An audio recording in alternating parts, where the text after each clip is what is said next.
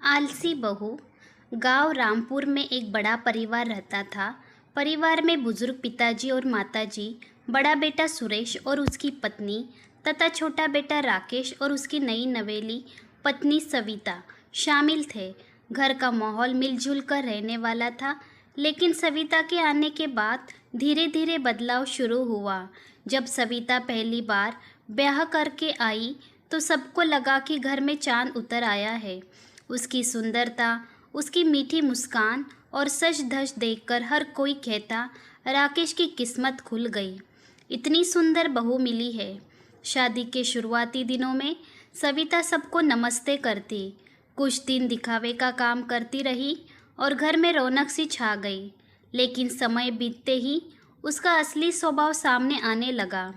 सुबह जब घर की बाकी औरतें सूरज निकलने से पहले उठ जाती, चूल्हा जलाती, गाय भैंस का दूध निकालती और आंगन में झाड़ू पोछा करती, तब सविता नींद में डूबी रहती। उसकी सास धीरे से उसके कमरे का दरवाज़ा खटखटाती और कहती, बहू उठ जा, सुबह हो गई है, काम भी करना है। लेकिन सविता नींदी आंखों से कह देती, माँ जी बस 5 मिनट और सोने दीजिए। और वह 5 मिनट अक्सर घंटों में बदल जाते। बाकी घर वाले मजबूरी में सारा काम खुद निपटा लेते। धीरे धीरे आलस उसकी आदत बन गया। सविता ने झाड़ू पोछा करती, न खाना बनाने में हाथ बटाती, यहाँ तक कि कपड़े धोना भी उसे बोझ लगता। वह अपनी सास से कह देती, अरे माँ जी आप ही डाल दीजिए ना मशीन में, मुझे तो साबुन से एलर्जी हो जाती है। उसकी बातें सुनकर सास चुप रह जाती। वे सोचती कि नई बहू है, धीरे धीरे सीख जाएगी, लेकिन अंदर ही अंदर उनका दिल दुखता।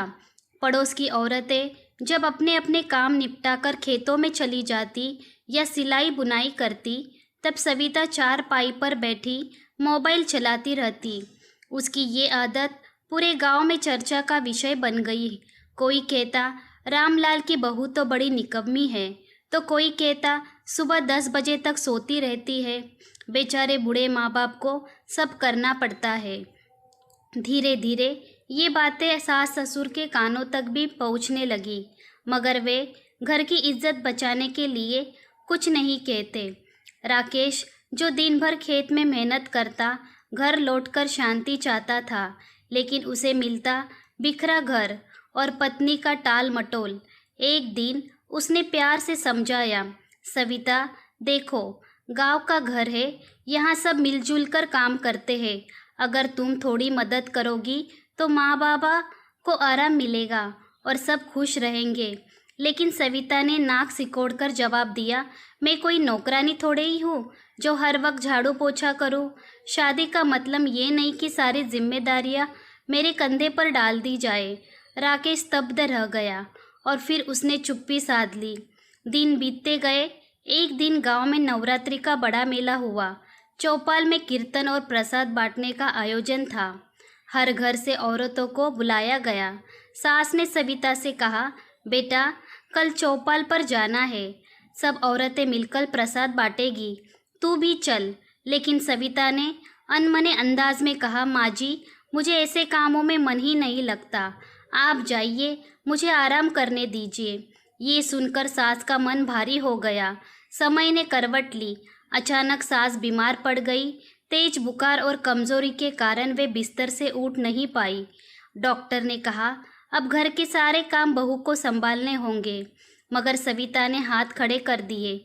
उसने साफ कह दिया, माँ जी मैं कैसे करूँगी इतने सारे काम, मुझे तो चूल्हे का पता ही नहीं। ये सुनकर सास की आंखें भर आई। पड़ोस की श्यामा चाची ने जब ये हाल देखा तो सविता को समझाने आई। उन्होंने कहा, बेटी घर को चलाना बहू का सबसे बड़ा धर्म होता है, सुंदरता से नहीं कर्म से बहू की पहचान होती है। अगर बहू ही आलसी हो जाएगी तो घर कैसे चलेगा, बचेगा। लेकिन सविता ने हंसकर जवाब दिया, चाची ज़माना बदल गया है, अब बहुएं नौकरानी नहीं होती, जो करना है सास ससुर करे। श्यामा चाची चुप हो गई, मगर उनके शब्द सविता के दिल में कहीं न कहीं गूंजने लगे। फिर एक दिन ऐसा आया जब राकेश थका हारा घर लौटा। घर अस्त व्यस्त, खाने का अता पता नहीं। गुस्से में उसने कहा, सविता, अगर तुझे ये घर और रिश्ता बोझ लगता है तो साफ साफ कह दे, मैं अकेले रह लूँगा। पर माँ बाबा की बेइज्जती और उनकी मेहनत अब और बर्दाश्त नहीं करूँगा। ये सुनकर सविता पहली बार डर गई। उसे लगा कि अगर पति ने साथ छोड़ दिया तो उसका क्या होगा। इसी बीच गांव में एक घटना हुई।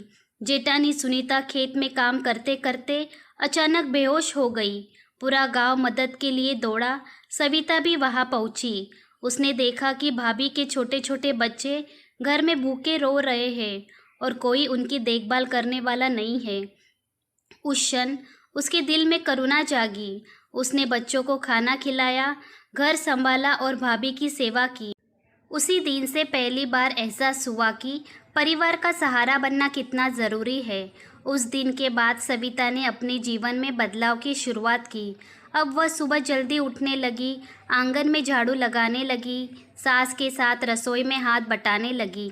धीरे धीरे उसने गाय का दूध निकालना, दाल सब्जी बनाना और कपड़े धोना भी सीख लिया। पड़ोस की औरतें हैरान रह गई और कहने लगी, अरे वाह, ये वही आलसी बहू है, अब तो सब काम में आगे रहती है।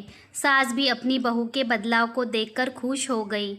एक दिन उन्होंने भावुक होकर कहा, बेटी, तूने देर से ही सही लेकिन समझ लिया कि घर तभी बसता है जब सब मिलकर काम करते हैं। आज तू मेरे लिए सिर्फ बहू नहीं, बेटी जैसी है। सविता की आंखों में आंसू आ गए। उसने सास के पैरों को छूते हुए कहा, माँ जी, मुझसे बहुत भूलें हुई, लेकिन अब मैं वादा करती हूँ कि इस घर की जिम्मेदारियाँ निभाऊंगी। धीरे धीरे परिवार का माहौल बदल गया। सविता का आलस्य मेहनत और जिम्मेदारी में बदल गया। गांव वाले भी उसकी तारीफ करने लगे।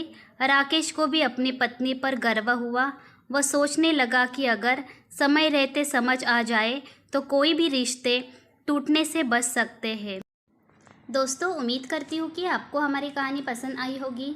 कहानी पसंद आई है तो वीडियो को लाइक करें, चैनल पर नए हैं तो चैनल को सब्सक्राइब करें और हाँ, नोटिफिकेशन बेल आइकन को ज़रूर दबाइए ताकि अगली अपडेट सबसे पहले आपको मिले।